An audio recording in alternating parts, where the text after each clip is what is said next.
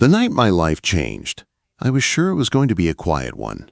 I had just finished reading my daughter her favorite story. Sophie was 7, all tangled hair and sleepy smiles. I tucked her in with the same worn blanket she had slept with since she was 2. Then I kissed her forehead 3 times. We always did 3. That was our rule. 3 kisses meant she was safe, I was here, and the world was okay for one more night. Money was tight. The bank kept calling. The workshop was behind on bills. But when I watched Sophie breathe steady in her sleep, I told myself it was worth it. If she was okay, I could handle the rest. I was halfway down the stairs when I heard it. A knock at the door. Not a friendly neighbor knock. Not the quick tap of a delivery guy who wanted to get home. This knock was hard, steady, and too sure of itself. It sounded like trouble that had already made up its mind. I froze at the bottom step and listened. The wind outside pushed rain against the windows. The house creaked the way old houses do. Then the knock came again. I walked to the front door and looked through the frosted glass. Someone was standing there in the rain. No umbrella, no coat over their head, just a straight spine and a still outline, like they had come to do something they could not turn back from. When I opened the door, I almost did not recognize her. Marissa Vaughn stood on my porch, soaked from head to toe. Her dark hair was plastered to her face. Mascara had run under her eyes, making her look like she had not slept in days. She wore a fitted blouse and blazer that were now stuck to her skin, rain dripping off the hem. In one hand, she held a leather duffel bag. In her eyes, she held something heavier. Everyone in my world knew who she was. The woman who walked onto construction sites in tailored suits and steel toe boots. The one who could bend a room with her voice. The one who owned more buildings than I had customers. Marissa Vaughn did not show up at places like mine. Not at night. Not alone. Not in the rain, Mr. Cole, she said. Her voice was steady, but the edges were frayed. I need to come inside. It's late, I said. My daughter is asleep. I know I should have told her to come back in the morning, to call my business line, to send an email like everyone else. But there was something in her face. Not anger. Not that sharp power I had seen when she talked to contractors. This was different. This was a woman who had hit the wall and had nowhere left to go. I stepped aside. She walked in, water dripping onto my old hardwood floor. She set the duffel bag down near the couch and took a slow look around my small living room. Mismatched couch, cheap coffee table, crayon drawings taped crooked on the wall, a couple toy blocks kicked under the chair. "You have a nice home," she said quietly. "It's not much. It's more than you think." That made me feel exposed in a way I did not like. I shut the door and locked it. "What's going on?" I asked. She took a long breath, like someone about to jump into cold water. Then she said it. "I need a husband by tomorrow." For a second, I was sure I heard her wrong. "I'm sorry." I said, "What?" "I need a husband," she repeated, "by tomorrow morning. Legally binding. Documented." Reels, I just stared at her, waiting for the joke, waiting for a camera crew to jump out and yell that this was some kind of prank show. But there was no smile. No twist in her lips, just tired eyes and tight shoulders. "Is this some kind of test?" I asked. "A trick? A bet? Something for your rich friends to laugh about?" "It's not a joke," she said. Her voice cracked, just a little. "I would not be here if it was." I crossed my arms. "Why?" I asked. She clenched her jaw. I could see her fight herself. Then she spoke. "Because my stepbrother is trying to take my company," she said. "And the only thing stopping him is a clause in my father's trust that says I have to be married to keep control." I blinked. That sounded insane. "That's not real," I said. "That sounds like something from a bad movie." "It's legal," she said. "Doesn't make it sane." The rain hit the windows harder. Upstairs, I heard Sophie shift in her sleep. I wanted to go check on her, but I did not move. I could feel the moment hanging in the air, waiting for me to choose a side. "Why me?" I asked. She met my eyes for the first time since walking in. Because you are outside my world, she said. You don't want shares. You don't want power. You don't want leverage. You don't know what I want. I know you are 3 months behind on your mortgage, she said. She did not sound cruel, just factual. I know your workshop is losing money because your biggest client backed out last quarter. I know you have been trying to keep this together alone since your wife died. Quote, my chest tightened like someone had taken a fist and pushed it straight through bone. You've been digging. I said I had to. That doesn't make it okay. I know she did not apologize. She did not look away. I needed someone who would not destroy me when this is over, she said. Someone who has something to lose, but not what my world wants. When? I repeated. Not if she stayed silent. I turned away and ran a hand through my hair. I tried to think like the man I used to be, before late notices and empty accounts, back when choices felt like choices, not traps. How much, I asked. Her answer surprised me. I am not offering money, she said. I looked at her. Then what are you offering? Work, she said. Real work. Market rate. Contracts on paper. Your workshop does renovations for 3 of my properties over the next 6 months. You get paid what you are worth, not what you think you have to accept. My brain started doing math on its own. 3 properties, 6 months. Fair rate. That could pull me out of the hole. Pay the mortgage. Keep Sophie in her school. Pay off the suppliers breathing down my neck. But it would not pay for lying. And when it's over, I asked. We file for divorce, she said, quiet, clean, no drama. You go back to your life. I keep my company. That sounds simple, I said. That is simple, she replied. I looked at her then, really looked, not at the soaked blazer or ruined mascara. At the person standing in my living room shaking from more than just the cold. I saw the same thing I had seen in my own mirror every morning. Someone trying to hold their world together with tape and willpower. What happens if your stepbrother finds out it's fake? I asked. Then I lose everything, she said, and you get dragged into a legal mess that could destroy your reputation and your business. That's not a great sales pitch. I know. So why would I do this? I asked. Her face softened, just a little. Because you know what it feels like to fight for something that matters, she said. She was not wrong. I thought about Sophie, about the house, about my father's old tools in the workshop, about the constant knot of fear living in my chest. How long do I have to decide? I asked now. She said, the trust activates at midnight tomorrow. If I am not married by then, Caleb takes over. He will tear apart everything my father built. Everything I have spent 10 years protecting. Marriage licenses take time. I said waiting periods, paperwork. We cannot just walk in and do it. I have a lawyer who can push it through, she said, but we need to start tonight. I looked toward the stairs where Sophie slept, unaware that someone was trying to drag us into a storm. Then I looked back at Marissa. If we do this, I said slowly, we do it right. No shortcuts, no different stories. If anyone asks, we tell the same thing. We know each other's details. We make it look real. She nodded. Agreed. And my daughter does not get dragged into this, I added. Whatever happens, she is off limits. She is not a tool. She is not a shield. She is my kid. Of course, she said at once. I took a long breath. It felt like standing on the edge of a cliff, looking down at rocks and waves. Then, you will have to move in tonight, I said. Her eyes widened. What? If we are married tomorrow, I said. You can't show up the next day like it is your first visit. It has to look like we have been together, like this has been building. That means you are already here. She stared at me, processing, weighing. Then she nodded once. Okay. She said, okay, I said. And right there, in my small living room with the rain hammering the windows and my daughter asleep upstairs, the lie stopped being an idea and started to become my life. They say some choices sneak up on you.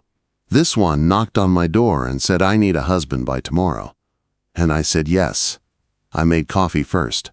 It sounds stupid, but I needed something normal to hold on to while my life turned inside out. The smell filled the small kitchen while Marissa sat at my table with a notebook open, pen ready like she was preparing for a court case. "Okay," she said. "If we are doing this, we need a history." I leaned against the counter, mug in hand. "How long have we known each other?" she asked. 6 months, I said. "You hired my workshop to renovate that office building on 4th. "That's too recent to be getting married," she said. "Not if we're in love," I answered. She looked up at me, eyes tired but sharp. "Are we in this story?" she asked. "In the story, yeah," I said. "In reality, we're two people trying not to drown." She did not argue with that. We built a fake relationship like we were framing a house, one beam at a time. First meeting, first real conversation. The night I asked her out, she suggested a restaurant she actually went to, so if anyone questioned it, the detail would hold. I suggested we kept it quiet because of her public image and my wish for privacy. It made sense. More sense than anything else about this. "What do I drink?" she asked. "Coffee." I said, "2 sugars, no cream." She blinked. "How did you know that?" "You had a cup on your desk the one time I met you at your office. I said you stirred it 3 times before you took a sip." She stared at me for a moment like she was seeing a different version of me than the broke contractor with the old truck. "You notice details," she said. "It's my job." "Good," she said quietly. "We're going to need that." We kept going. Favorite foods, places we went together, how we spent weekends. Little arguments we had. We made up memories and decided where we were the night of my birthday, what she gave me, what I got Sophie for hers.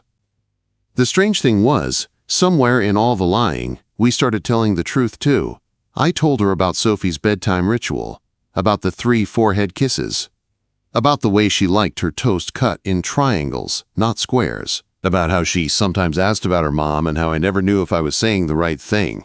Marissa listened. Really listened. No advice, no fake comfort, just quiet attention. "What about you?" I asked. "What do I need to know?" She hesitated. "I don't sleep much." She said, "I work late. I am not good at asking for help." "That's not a detail," I said. "That's a warning label." A small smile tugged at her mouth. "Consider yourself warned," she said. By midnight, we had a story that could survive basic questions. By 1, we had a rough plan for the morning. Courthouse. Lawyer. Papers. Whatever it took.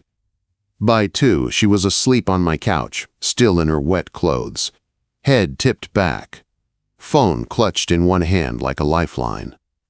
I stood in the doorway and watched her for a second. The powerful woman I had seen in hard hats and heels looked younger now, smaller. Just a tired person who had run out of moves. Then I went upstairs, checked on Sophie, and tried to sleep. I didn't. Morning came fast. I woke up to small footsteps on the stairs and Sophie's voice calling, "Daddy, I'm hungry." I yanked on a shirt and headed down. Marissa was already in the kitchen, pouring orange juice into a cup. Her blazer was off, hair a bit neater, but she still looked like she'd been up all night fighting ghosts. Sophie stopped in the doorway and froze. "Daddy," she said slowly, "who is that?" My heart dropped into my stomach. Marissa turned, a flash of panic crossing her face. Then it was gone. She smiled, soft and careful. "Hi," she said, "I'm Marissa. I'm a friend of your dad's." Sophie narrowed her eyes in that way 7-year-olds do when they smell something weird. "Why are you here?" she asked. "I had some work to talk to your dad about," Marissa said calmly. "We were up late, so he let me sleep on the couch." Not a lie. Not exactly. Sophie seemed to accept it, or at least decided it wasn't worth fighting before breakfast. "Can I have pancakes?" she asked. "Sure," I said, moving to the stove. "Go wash your hands." She ran off. As soon as she was out of sight, Marissa let out a breath. "Sorry," she whispered. "I shouldn't have been in here." "It's fine," I said, grabbing the pancake mix. "Better she sees you now than later and starts asking bigger questions." "Does she know?" Marissa asked. "No," I said, "and she's not going to. She's a kid, not a prop." She nodded. Sophie came back, climbed into her chair, and watched Marissa the whole time like she was studying a new species. "Are you pretty?" Sophie asked suddenly. Marissa blinked. I I don't know, she said. Am I? I think so. Sophie said you have nice hair. Thank you, Marissa said, but it was wet yesterday. Sophie continued. Did you forget your umbrella? Marissa smiled, and for the first time it reached her eyes. It was raining hard. She said I made a bad call. That's silly, Sophie said seriously. You'll get sick. You're right, Marissa said. Next time, I'll bring an umbrella. Okay. Sophie said you can have pancakes too. We ate together. Me, my daughter, and the woman who had shown up at my door asking for a husband. For a few minutes, it almost felt normal. At 8:30, my phone rang. I wiped my hands and answered Mr. Cole. A man's voice said, "This is Sam, Ms. Vaughn's lawyer." "We have a problem." My stomach tightened. "What kind of problem?" I asked.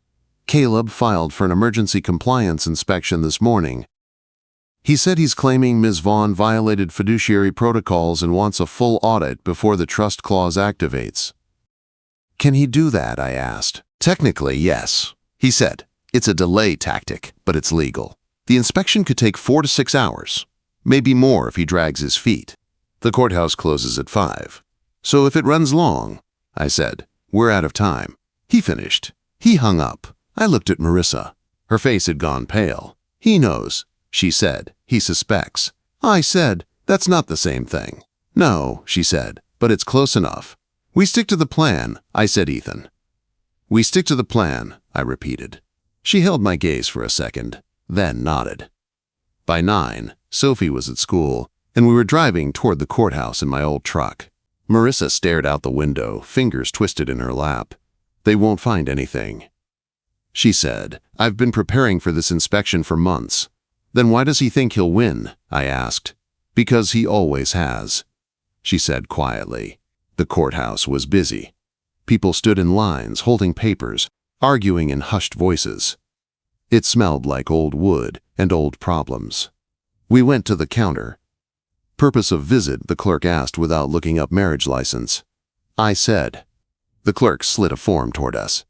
"Fill this out and bring it back with ID and payment," she said. We sat at a little table, our handwriting side by side as we wrote down our fake real life. Name, address, age, date of birth, parents, previous marriages. It was dry and official, but my hand shook anyway. We turned it in. The clerk typed something, then finally looked at us. "There's a state waiting period." She said, "You'll need to wait 3 days before the ceremony." My heart stopped. 3 days, I asked. We don't have 3 days. "State law," she said with a shrug. "You can go to another county if they have different rules, but here it's 3 days. We walked out of the courthouse into the bright daylight, feeling like we had already lost. In the truck, we sat in silence. "There has to be another way," I said. "There isn't," Marissa said dully. "There's always another way," I said. "Not this time," she said. "I thought we could beat him at his own game." I was wrong. I stared at the steering wheel. 3-day waiting period. Inspection, running long. Courthouse, closing at 5. The math did not work. "What about a notary?" I asked. She looked up. "What? Notary public?" I said. "They certify documents. If we can find one willing to marry us outside normal hours." "That's not how it works," she said. "Maybe it's how it can work," I said. She stared at me. "You're serious?" she said. "Do you have a better idea?" I asked. She didn't. I pulled out my phone and started searching. Most notaries only worked normal hours. Offices, banks, shipping stores. Then I found one. Late night services. By appointment. Above a diner on 5th Street, open until midnight, I said, turning my phone so she could see. "This is our only shot." Marissa took a deep breath. "Okay," she said. "Then, that's what we do." The rest of the day was a blur. She went to the office to show her face while the inspection team tore through her records. I stood with her when her stepbrother Caleb walked up. He was dressed like money. Smooth smile. "Cold eyes, Marissa," he said. "Busy day." "Always," she answered. "I heard you're getting married." He said, "Congratulations." "Who's the lucky man?" "Ethan," she said, without hesitation. "My contractor." His gaze slid over me like I was something tracked in on his expensive floor. "A contractor," he said. "How practical." "I think so." She said, "When's the big day?" He asked. "Tonight." She said, "Rushing, aren't we?" He said. "When you know, you know," she said. I put my hand lightly on her back and met his eyes without blinking. He looked away first. By 8, the inspection was done. No violations, no grounds for delay, no win for Caleb. But the courthouse was closed. We had one option left. At 9 pages M, we pushed open the door to a narrow stairwell beside a greasy diner and climbed to a small office with a faded sign. Notary services by appointment. A woman in her 60s with sharp eyes and a tired posture sat behind a desk. Her nameplate read Dolores. "You the couple?" she asked. "Yes, ma'am," I said. "You got ID?" "License?" she asked. I handed over the paperwork and our cards. She looked everything over, then nodded. "All right," she said. "You know this is binding. No takebacks. I don't do fake stuff." "This isn't fake," I said, feeling the lie and the truth twist together in my chest. "We're getting married." "You got rings?" she asked. I froze. "Rings?" "No," I said. I didn't. I reached into my pocket out of habit and felt it. The small, smooth circle that never left me, my mother's ring. I had carried it for years, not on my finger, just close. A reminder of something simple that used to exist in my life. I pulled it out and held it out to Marissa. Her eyes widened. "Ethan, I can't." "It's temporary," I said, "for tonight. Until we figure out something else." She took it with careful fingers. When she slid it onto her finger, something in my chest shifted. The room stayed the same. The old carpet, the buzzing light, the distant clatter of dishes from the diner below. But what we were doing stopped feeling like paperwork. It started feeling like a line we could not uncross. Dolores stood. "Okay," she said. "Stand together." We did. Her voice was plain. No flowers, no music, no romance. Just questions. "Do you, Ethan Cole, take Marissa Vaughn to be your lawful wedded wife?" My heart pounded. "Yes," I said. "Do you, Marissa Vaughn, take Ethan Cole to be your lawful wedded husband?" She met my eyes. "Yes," she said. At 9:03 p.m., under a buzzing light above a diner that smelled like old fries and coffee, Dolores stamped the paper and said, "Congratulations. You're married." We walked back to the truck in silence, side by side but not touching. Halfway there, her phone rang. She answered, listened, and her face hardened. That was my lawyer. She said Caleb called an emergency board meeting. Tonight. At my house. He wants to see proof. He wants to see us together. Quote. My jaw tightened. Then we give him proof, I said. We got in the truck and drove toward her mansion. The fake marriage was now real on paper. Now we had to make it look real to everyone else. Starting with the man who wanted to destroy her. Marissa's house did not look like a place a human being lived. It looked like a picture from a magazine. Tall white walls. Long glass windows. A driveway that could park 6 cars. Mine looked like a mistake sitting there. Old and dented beside her perfect front steps. Inside, everything was clean and cold and expensive. Marble floors. Art on the walls that probably cost more than my truck. It felt like a museum, not a home. How long do we have? I asked. An hour. She said maybe less. Then we have to make it look like I already live here, I said. She frowned. What do you mean? If your stepbrother walks in and this place looks like only you live here, he's going to smell blood. I said, if we got married and I moved in, there should be proof. Before she could argue, I went back to the truck and grabbed the duffel bag I had thrown together that morning, just in case. A few shirts, jeans, my razor, toothbrush.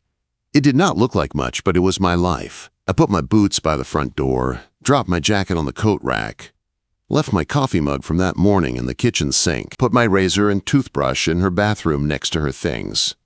Little marks. Small signs. Evidence. When I finished, I found her in the living room, watching me like she was not sure whether to thank me or yell at me. "Where do you want me when he gets here?" I asked beside me. She said quietly, "Okay," I said. 30 minutes later, Caleb walked in like he owned the place, 2 board members behind him. He stopped when he saw my boots by the door. His smile faltered for half a second, Marissa. He said, "And Ethan, was it?" "That's right," I said. He looked between us. "Congratulations on the wedding," he said. "Quite the whirlwind romance. When you know, I said, using the same line Marissa had thrown at him earlier. He did not like that. "And you're living here now?" he asked. "I am," I said. "How convenient." He said I'd call it practical. I answered. Marissa stepped closer. Her hand found mine. The touch was small, but it sent a charge up my arm. "Is there a reason you're here, Caleb?" she asked. He smiled, but his eyes were sharp. "Just wanted to congratulate you in person," he said, "and make sure everything is legitimate." "It is," she said. He looked like he wanted to keep picking, but the board members were watching. He turned toward the door. "Well," he said, "welcome to the family, Ethan." The way he said family felt like a threat.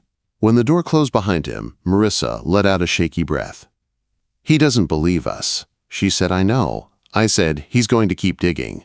"Why are you doing this?" she asked suddenly. "Really?" "Because I said I would," I answered. "That's not an answer." I met her eyes because I know what it's like to fight for something that matters. I said, "And I'm not walking away." She looked like she wanted to say something, but instead she stepped forward and rested her forehead against my shoulder for a second. "Thank you," she whispered. I did not put my arms around her. I wanted to. Instead, I let her step back on her own. "I need to get Sophie," I said. "She's with our neighbor tonight." She nodded. "Will you come back tomorrow?" she asked. "Caleb will expect it. If you're my husband, you should be here." "You want me to?" I asked. She swallowed. "Yes," she said. "Then I'll bring Sophie after school," I said. "If I'm living here, she should see where." "That's not necessary," she said quickly. "It is for her," I said. She did not argue. I went home. Mrs. Chen, my neighbor, was waiting on the porch. "Sophie's asleep in your bed," she said. She didn't want to be alone. "Thank you," I said. She hesitated everything. "Okay, Ethan," she asked that woman from this morning. "Is everything all right?" "It's just work," I said. "Nothing you need to worry about." She did not look convinced, but she let it go. Inside, I found Sophie curled up in my bed, clutching her stuffed elephant. I sat on the edge and watched her sleep for a moment.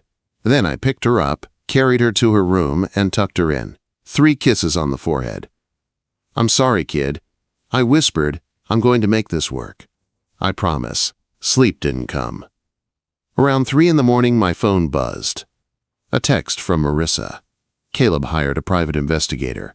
She'll be at your workshop tomorrow." I stared at the screen. I typed back, "Let her look. We're not doing anything illegal." Her reply came fast. "Legal isn't the same as believable." She was right. In the morning, I got Sophie ready for school. She watched me with that serious little face she got when something bothered her. "You're quiet," she said, "just tired." I said, "Is it because of that lady?" She asked, "What lady?" I asked, "The pretty one from yesterday." She said, "Marissa." "What about her?" "You look different after she came." Sophie said, "Worried kids saw more than we thought. She's just someone I'm helping with work." I said carefully, "Nothing for you to worry about." "Okay," she said. "Can we have spaghetti for dinner?" "Sure," I said. I dropped her at school and drove to the workshop.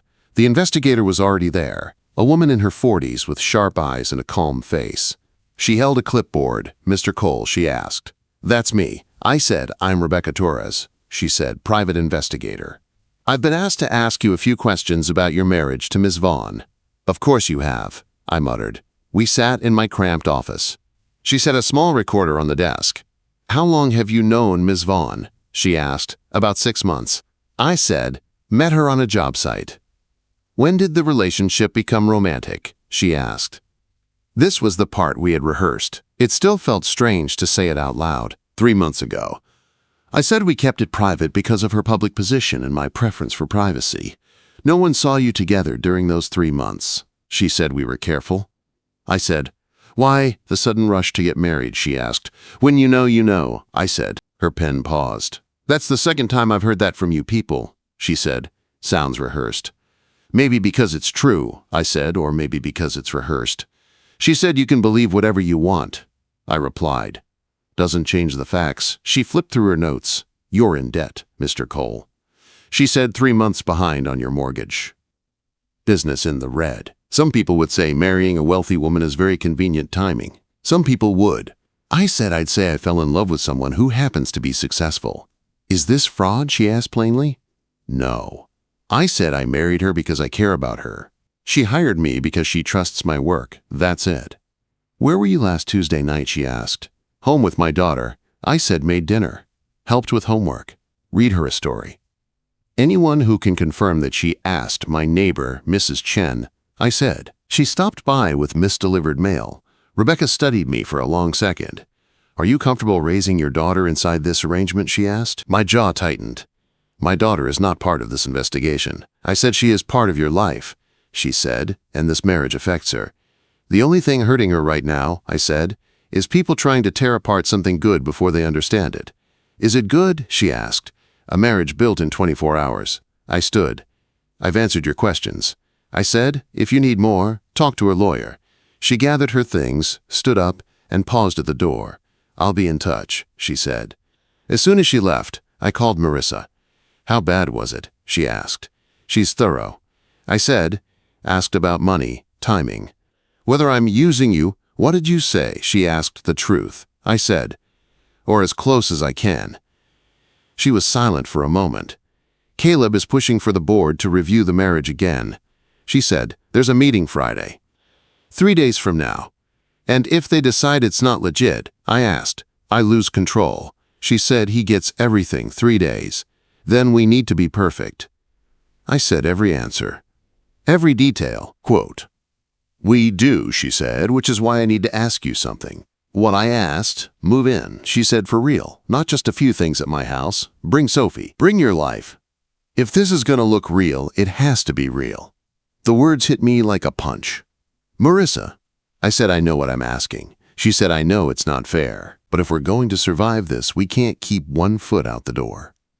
Sophie has already been through enough, I said her mom, the money problems. I can't jerk her around again. If this works, she said, you get steady work, you keep your house, your business, her school. Isn't that worth a few months of living in one place instead of 2? I closed my eyes. I need time. I said, we don't have time, she said. The board meets in 72 hours. I'll give you an answer in 24, I said. She let out a slow breath. Okay, she said, but Ethan, whatever you decide, I'll understand. I'm not walking away, I said. Then what are you doing? She asked, trying to figure out how to protect my daughter and keep my promise at the same time. I said, if you figure that out, she said softly, tell me. I've been trying to do the same thing my whole life. Quote, the next day, I picked up Sophie from school. On the drive home, I watched her in the rearview mirror, kicking her heels and humming some song she'd made up. Hey, sweetheart. I said, how would you feel about staying somewhere else for a little while? Like a hotel, she asked. No, I said. Like a friend's house. A big house. Whose house? She asked. Marissa's. I said, the lady you met, the pretty one with the wet hair. She said, yeah. I said, why? She asked, because I'm helping her with some work. I said, and it would be easier if we were close. Will I have my own room? She asked. Yeah. I said, your own room. Can I bring Mr. Elephant? She asked. Of course, I said. She thought for a second. Okay then, she said. Kids are faster than adults. She made a decision in 10 seconds that I had been spinning over for hours. That night, I packed 2 bags. One for me. One for her. Clothes. Toothbrushes. The stuffed elephant. A few drawings she liked. Then, I sent Marissa a text. We're coming tomorrow. Me and Sophie. We'll stay through the weekend. 3 dots appeared and disappeared. Are you sure? No, I wrote. But I'm doing it anyway. Thank you, she replied. The next afternoon, we drove up to the mansion. Sophie pressed her face to the window. Daddy, she whispered, this place is huge. Yeah, I said, Does Marissa live here all alone, she asked. She does, I said. That's sad, Sophie said, out of the mouths of kids. Marissa opened the door before we could knock. She was in jeans and a sweater this time. She looked more human, less like a statue. Hi, Sophie, she said, bending to her height. Welcome. Your house is really big, Sophie said. I know, Marissa said. Want to see your room? I get my own room, Sophie asked. Of course, Marissa said. We followed her upstairs. The room she showed us was already made up. Fresh sheets, soft blanket, an empty dresser, a window with a view of the garden. Sophie dropped Mr. Elephant on the bed and spun in a circle. This is mine, she said. As long as you're here, Marissa said. Sophie ran to the window. While she was distracted, Marissa stepped into the hallway with me. Thank you, she said quietly, for trusting me with her. I'm trusting you with both of us, I said. She looked up at me, and something unguarded passed across her face. Come on. She said I should show you our room. Our room, quote. My heart did a strange flip. I followed her down the hall to the master bedroom. The bed was huge. The bathroom looked like something from a hotel. I did not know where to put my hands. There's a couch, she said quickly. You can take the bed. I'll take the couch. Or we can share. I didn't think this part through. We'll figure it out. I said, let's survive Friday first. Over the next 2 days, we fell into something that looked a lot like a life. We ate dinner together, at a table meant for 12. We helped Sophie with homework. We watched her teach Marissa how to play Go Fish on the living room rug. I watched this woman who had walked into my house with a duffel bag and a deal laugh when she lost a card game to a 7-year-old. I watched her let Sophie correct her. I watched her learn how to be in a house that had actual noise in it, and the whole time, a clock was ticking toward Friday. The day we would have to stand in front of people with power and convince them this rushed, messy, halfway real marriage deserved to stand. Friday came too fast. In the boardroom, the table was long and shiny. 7 board members. Marissa at one end, Caleb near the other. I sat beside her, feeling like a blue-collar stain on a white tablecloth. The publicity around your marriage is concerning, the chairman said. Questions have been raised. Questions pushed by my stepbrother, Marissa said coolly. Caleb slid a folder onto the table. Timeline issues. Financial jumps. No witnesses to their relationship, quote. He said, this is clearly a business arrangement, not a real marriage. They looked at us, waiting, watching. Marissa took a breath, about to launch into the story we had rehearsed a dozen times. Before she could speak, I felt something in me crack. I stood up. Every head turned Mr. Cole, the chairman said. Marissa's hand brushed my arm under the table. A warning. I knew what we had planned to say. I also knew if we kept lying, we were going to lose more than the company. We can do this your way, I thought, looking at Marissa, or we can do it the only way that might actually save us. My heart pounded so hard I could hear it in my ears. I looked at Caleb. You want the truth, I said. The room went silent. Here it is. You want the truth, I said. The boardroom went dead quiet. Even the air conditioning sounded loud. Yes, the chairman said slowly. I looked at Marissa. Her eyes warned me. Don't. Please don't. I did it anyway. Marissa needed a husband to keep control of her company. I said I needed money to save my house, my business, and my daughter's life from falling apart. We made a deal. Marriage in exchange for work. Legal, on paper. Nothing hidden. Caleb leaned back, smug. There. He said he admitted it. I'm not finished, I said. He shut up. What I didn't plan on, I continued, was getting to know her, seeing her fight for that company every day, watching her learn Go Fish on my living room floor because she didn't want my kid to feel left out. Realizing I was thinking about her when she wasn't in the room, I took a breath. I stopped being able to tell where the deal ended and my actual feelings started. I said, that's the truth you wanted. The words hung there, heavy and sharp. So yes, I said, we started this as a business arrangement. We both got something out of it. But that doesn't make what we have now fake. It makes it complicated. And last time I checked, complicated isn't illegal. One of the older board members shifted in his chair. Are you saying you love her, Mr. Cole? he asked. I looked at Marissa. She held my gaze like she was afraid to breathe. I'm saying I care enough to stand here and blow up my own image in front of you. I said if that doesn't count for something, I don't know what does. Caleb laughed, forced and sharp. He just confessed to fraud. He said you can't possibly. No, the chairman said, cutting him off. He confessed to being honest. He looked around the table. The trust requires that Marissa be married. He said it does not define romance. It does not require a fairy tale. It requires a legal ongoing marriage entered by two adults. That condition is met. But the spirit, Caleb started, the spirit, the chairman said, is that your father did not want this company in the hands of someone who didn't understand commitment. From where I'm sitting, your sister understands commitment very well. There was a vote. Hands went up. 5. Then 6. Motion carries. The chairman said, Marissa keeps control. This matter is closed.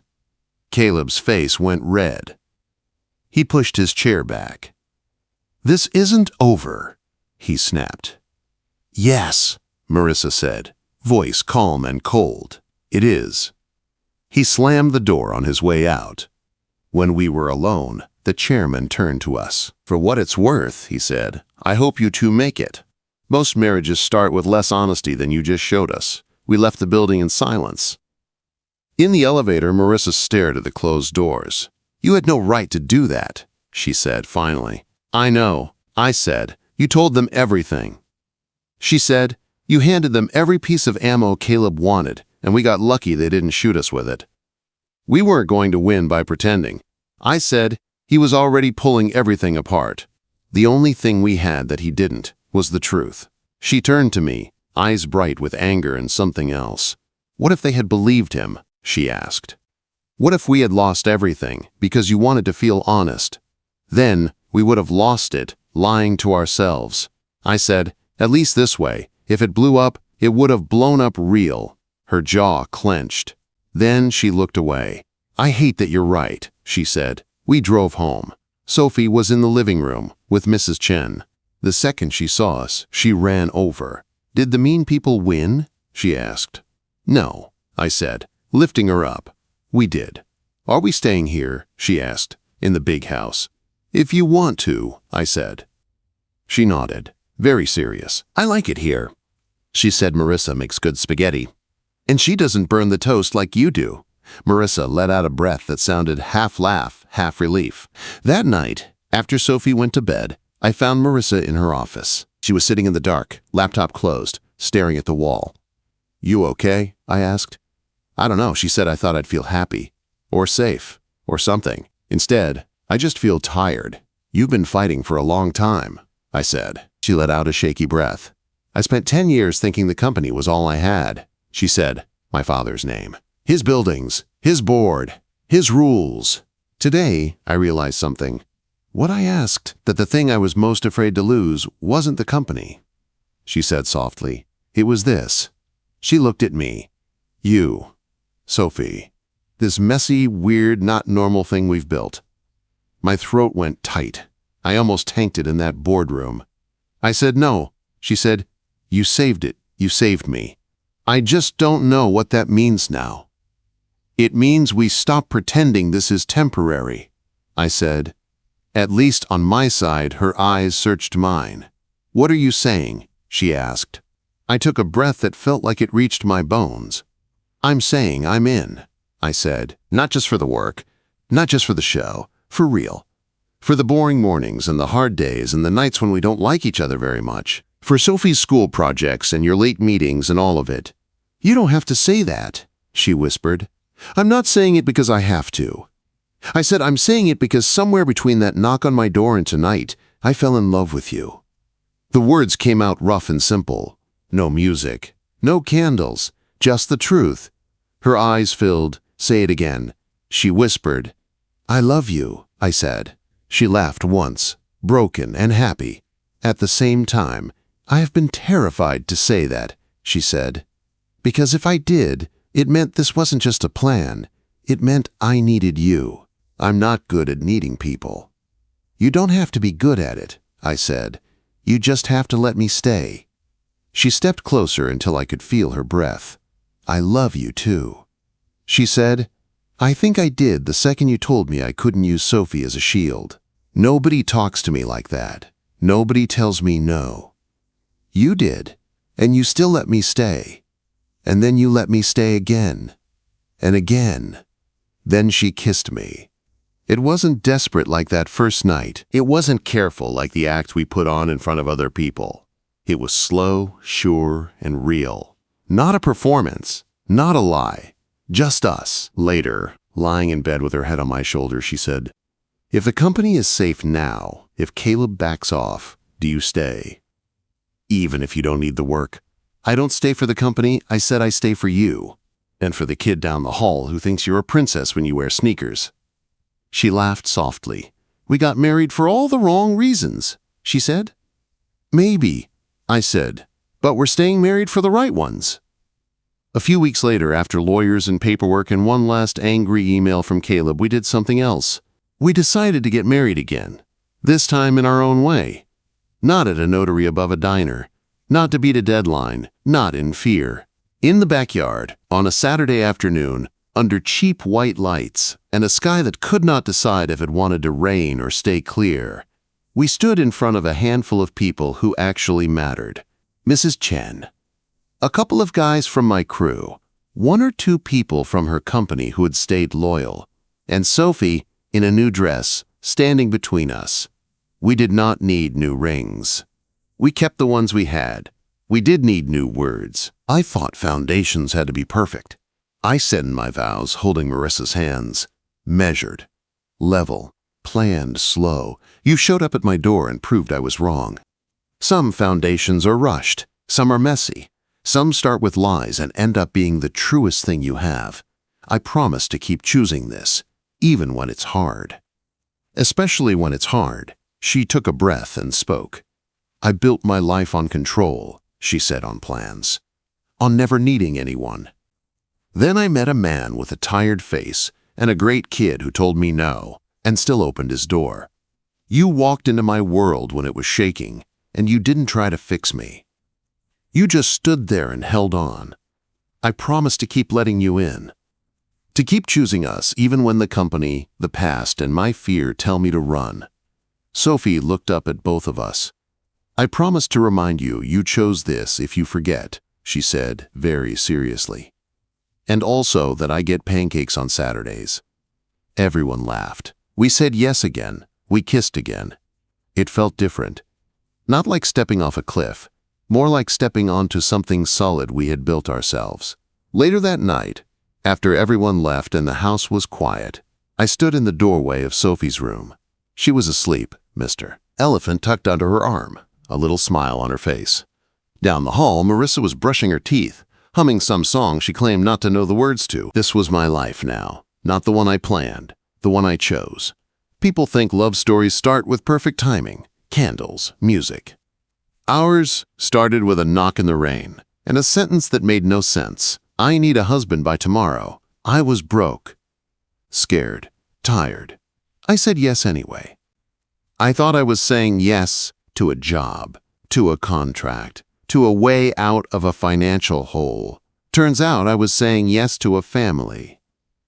To pancakes at a too big table. To go fish on an expensive rug. To a woman who learned how to be more than a CEO and let herself be a person in front of me. Some foundations are slow and careful. Some are poured in a rush because the storm is coming. Ours was rushed, messy, full of cracks we had to patch from the inside. But we showed up. Every day, we told the truth even when it hurt. We chose each other when walking away would have been easier. And somehow, that was enough. She told a single dad, I need a husband. By tomorrow, I gave her my name. Somewhere along the way, she gave me a life that finally felt like mine.